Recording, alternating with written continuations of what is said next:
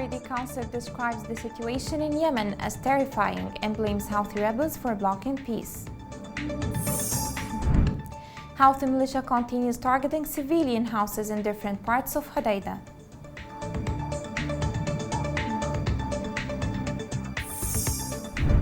Houthi rebels intensify war against public service workers and state institutions.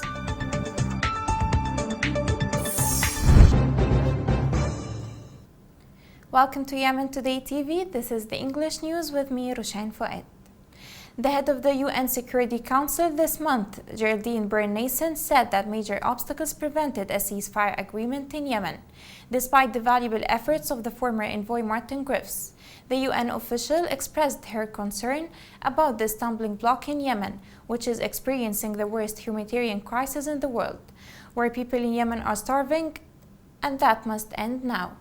In an interview with El Arabi Al Jadid newspaper, Geraldine also expressed the international community's concern over the developments in Ma'rib.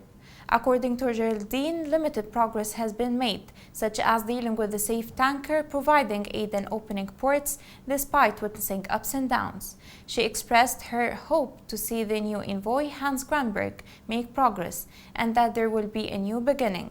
The UN official assured on the need to be optimistic to end the war. Alternatively, she stressed that a solution must be found to end the conflict. It has been now 7 months since the Saudi government proposed a ceasefire that Houthi rebels turned down. Houthis think they are in a strong position to reject the Saudi proposals. The following report attempts to dig deeply into the Houthi refusal to the Saudi initiative. After 7 years of brutal civil war in Yemen, the Iran-backed Houthi militia refuses to give up arms and negotiate, despite the Saudi ceasefire offer proposed last March and the US withdrawing its support for Riyadh's role in the conflict last month. So far, Houthi rebels have refused to put down their weapons and enter into talks. Experts say the Saudi olive branch comes from a potential roadmap to peace first discussed over a year ago. It was set up under the UN's auspices, but now envisages a more prominent role for the US since Joe Biden replaced Donald Trump as president. This plan includes a UN-supervised ceasefire, measures to reopen Sana'a airport in the Yemeni capital, and lifting of trade restrictions on the government-controlled Hodeidah port, followed by talks between the Houthis and the Yemen's government. For the Houthis, the devil is in the details, Peter Salisbury, a Yemen specialist at the Brussels-based International Crisis Group, wrote on Twitter. The Saudis, the government and the Houthis say they support the initiative in concept terms, but have quibbled incessantly over timing, sequencing and the details of each aspect. But whereas the Houthis want Hodeidah port and Sana'a airport to be completely open to all international traffic, the Saudi proposal envisages a role for the Yemeni government in regulating both and for a ceasefire to come before any economic or humanitarian assistance. The proposal also suggests the sharing of revenues on the trade in oil through Hodeidah. The Saudis appears to double down on the idea that it is the Houthis who have to make concessions here, Salisbury wrote. And indeed the Houthi response has been clear. They say this is an old offer and that they have been clear in their position. Completely lift barriers to movement on Hodeidah and Sana'a airport, they accuse the Saudis of using humanitarian crises as leverage. Seeing revenue sharing at Hodeidah and the reopening of Sana'a airport are long-standing Houthi demands, it's clear that Riyadh believes it's calling the bluff in front of the US and the UN to show they don't want peace in Yemen. Cisenia Bianco, a research fellow on the Gulf at the European Council on Foreign Relations, wrote on Twitter. The Houthis appear to think they are in a strong enough position to turn down the Saudis' proposals. Riyadh follows an increase in attacks by the Houthi rebels against oil installations in the kingdom, with the Houthis launching another drone attack on airport in southern Saudi Arabia. This follows the Houthis' intensification in recent weeks of their attacks on Ma'rib, an oil-rich town and the UN-recognized government's last remaining stronghold in northern Yemen. Ma'rib is essential for us because of the blockade which stops the impoverished Yemeni population from buying petrol and gas at market prices. Abdul Majid al-Hanash, a Sana'a-based Houthi negotiator, told us last week, as long as this blockade is imposed on northern Yemen, preventing access to these much needed goals, we will have to try and lift it by force. Ultimately, the concessions offered by Riyadh through their ceasefire initiative, plus the unusual Saudi flexibility, should have been embraced by Houthi rebels if they consider ending the suffering of millions of Yemenis. Yet, rejecting it, or even any similar peace proposal, is no surprise, as the very genetic structure of Houthis seems to base in violence, and nothing but violence. In Hodeidah, Houthi militia targeted civilian objects in separate areas using heavy artillery weapons. Local sources indicated that the militia launched a number of heavy artillery shells towards civilian population gatherings in Hodeidah. Meanwhile, the militia targeted residential villages in Al-Jabaliyah using machine guns and snipers. In the same context, in Al-Faza, citizens' farms were subjected to intensive and deliberate targeting by Houthi elements, which prompted the farmers to leave them and flee. In Taiz, neighborhoods north of the city were subjected to Houthi bombing. Local sources indicated that a number of Houthi shells fell on residential neighborhoods in Usaifra, north of the city.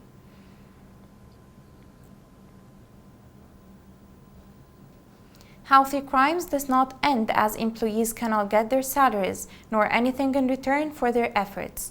The same applies to the retired people, as they do not receive any pensions, which leaves the citizens in a difficult situation. This report sheds light on Houthi crimes against retired employees. The series of Houthi crimes against retirees does not end. In a new episode, the so-called Minister of Civil Service and Insurance in the militia government, Salim al-Mughallas, issued directives to disperse the sum of 70 million rialis from the General Authority for Insurance and Pensions. On the other hand, the Syndicate of Retirees issued a statement condemning and denouncing the measure, which is described as being in violation of the Retirement Law 2526 of 1991 and its executive regulations, as the first official to dare to withdraw the retired and insured funds from the employees, especially since these amounts are deducted from their monthly wages. This council had issued a circular to the mayor of the capital, governors, head of bodies, institutions, public companies, and government departments at the end of last June regarding the retirement of more than 100,000 employees in implementation of the directives of the militia.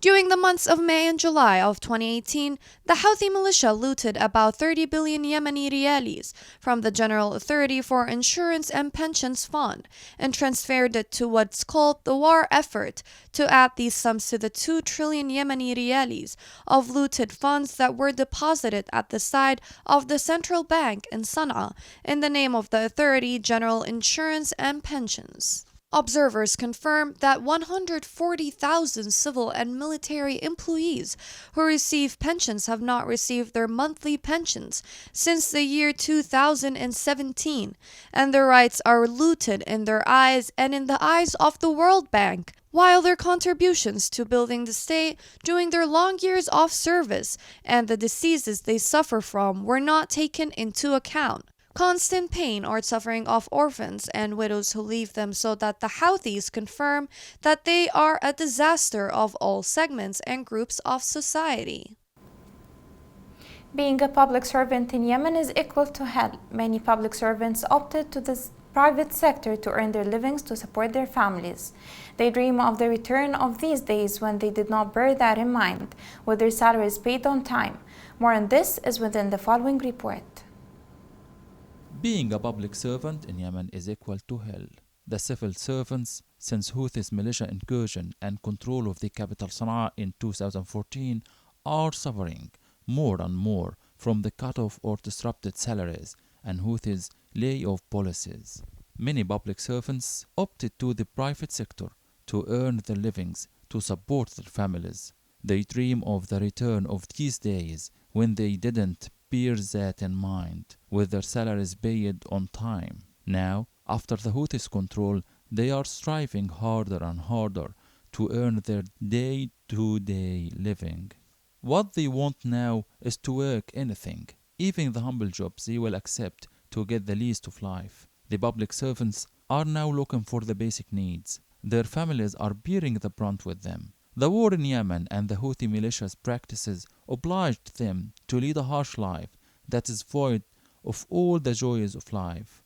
According to experts, more than half of Yemeni employees in the capital Sana'a and in other parts of the country that is still under the Houthi control have not been paid their salaries since 2016. Some experts say that this disruption of salaries is due to the relocation of the central bank from the main capital to Aden. Others say not. The relocation had nothing to do with the salary crisis. They blame the Houthis for this after the militias seized the monetary reserves for the state with nearly $5 billion. According to experts, the Houthi rebels took over the Yemeni oil customs returns that were booked in the central bank under supervision from the United Nations. The state lost all this money that could pay the employees their salaries. The difficult thing for these public servants is that they depend on the salary as a sole income. Now, with the salary cut off, they are forced to get through life with the most humble or even humiliating ways. Over the past 2 days, Houthi militia was reported to have troops reinforcements from 4 governorates under its control to different frontiers in Ma'rib. Sources confirmed that these militia reinforcements are from Hajja, Amran, Damar, and Ib. This development reinforcements comes after the militia witnessed heavy losses during the past days across the city. According to sources, reinforcements are estimated to be at more than 300 militants, including children. Government forces backed by the resistance carried out a tight ambush targeting members of the Houthi militia in Rahaba front, southwest of Ma'rib. A military source said that the ambush resulted in killing 4 members of the Iranian militia. The militia suffered losses with at least 50 dead and dozens of wounded, which made it respond by targeting civilians and bombing villages in the district with missiles and drones. It is reported by the Ministry of Defense that since last February, thousands of the militia elements died in Ma'rib clashes. In El Jawf, clashes have intensified in different fronts across the city. Shahla front was subjected to a Houthi escalation through which the Irani-backed militia tried to infiltrate the positions of the government forces. Military sources said that more than 20 elements were killed in the battles while the rest fled.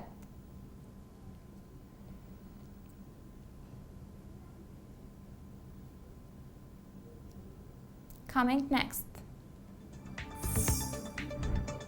Prolonged power cuts aggravate people's lives and turn Aden into the capital of ghosts.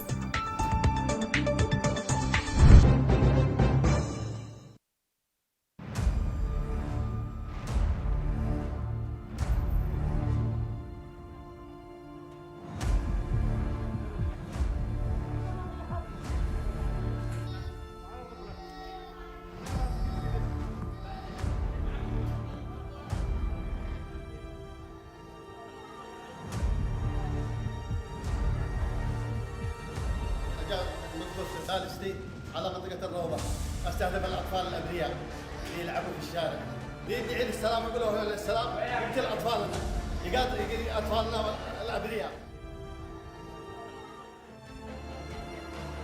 أنا قلت استجعت ولا قلنا يقع واحد صاروخ ثاني طلعت البيت حقنا عشان ألعب أنا وأصحابي والصاروخ انطرح. Welcome back. The border security captured a disguised individual to be known as a Houthi leader trying to cross the border from Oman to Yemen through Shahin port. Al Hadath TV quoted Yemeni security sources confirming that border security arrested last week the Houthi leader Hassan Ali Yahya al-Ahmed while he was returning in disguise from Iran through the land port in Shahin al-Mahra. Al-Ahmed is one of the most dangerous ideological leaders of the Houthi militia. His father Yahya al-Ahmed is one of the most important religious authorities that originated in Iran and is considered one of the most important founders of the Houthi movement and the Iranian project in Yemen.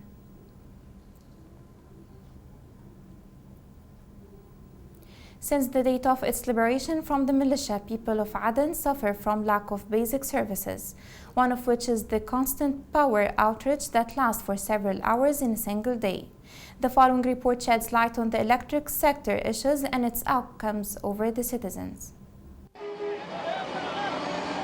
After being liberated from the Houthi militia, children of Aden were dreaming of something beautiful that would flick off the destruction dust and restore life back to normal. But that was in vain and remained elusive. The temporary capital Aden, whose its citizens have always dreamed of seeing light again, despite the lack of basic services. We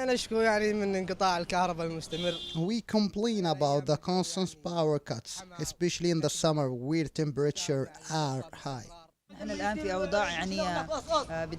Now during summer, the city of Aden is suffering from severe rise in temperature and people are suffering and need electricity. There are those who are sick, as well as food products that cannot be stored in high temperature. People are in dire need of electricity, especially in the summer. Few days after the officials in Aden Electricity Corporation announced that the fuel allocated to the stations had run out and that they had gone out of service after sending several letters and appeals to the government that did not provide any response yet. Aden went into complete darkness with the worst and longest hours of complete power outage. So far 7 hours have passed and the electricity is still completely cut off. The weather is so hot that I cannot sit inside the store. I have to stay outside until a customer comes and enters the store. This is very tiring. A tragic situation for the citizens of Aden due to the deterioration of the electricity service, considering the high temperature, which aggravate their suffering, especially patients with heart diseases, diabetes and pressure. Electricity has been cut off for 7 hours so far and we cannot bear it, especially the elderly who suffer from chronic disease such as diabetes. Electricity is also causes damage to goods including the grocery. As you can see now, people in the streets are lying on the ground and most of them are elderly because the electricity has been out. Elderly people with the chronic disease such as a heart disease cannot sit at home because of the heat and power outage. Some of them sleep on the street and some go to the hotels. There are the poor class of people who cannot afford to buy private generators due to its high costs or solar panels that cannot last for more than 10 hours. People are tired.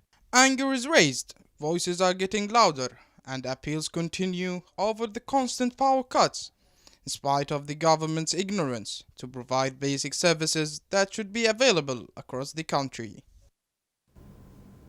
The National Committee Against Coronavirus announced the registration of 38 new cases of the epidemic in 5 governorates. Committee officials said on Twitter that 28 cases were recorded in Hadramaut, 6 in Aden, 3 in Taiz, 1 in Ma'rib and 1 in Shabwa. Also 6 deaths were documented, 5 in Hadramaut and 1 in Ma'rib, plus 24 recovered cases. With the current updates, the total confirmed cases are 8,056, including 1,519 deaths and 4,961 cases of recovery. In the same context, the isolation center at El Sadaqa Hospital in Aden received 140 liters of oxygen cylinders to confront the third wave of COVID-19. Director General of the National Drug Supply Program at the Ministry of Health said that this support is to raise the efficiency of the centers to confront the third wave of the pandemic.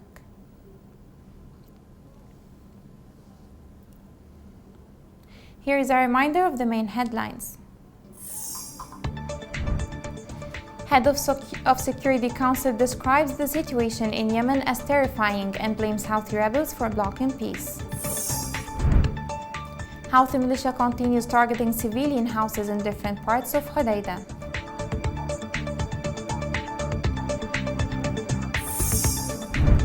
Houthi rebels intensify war against public service workers and state institutions.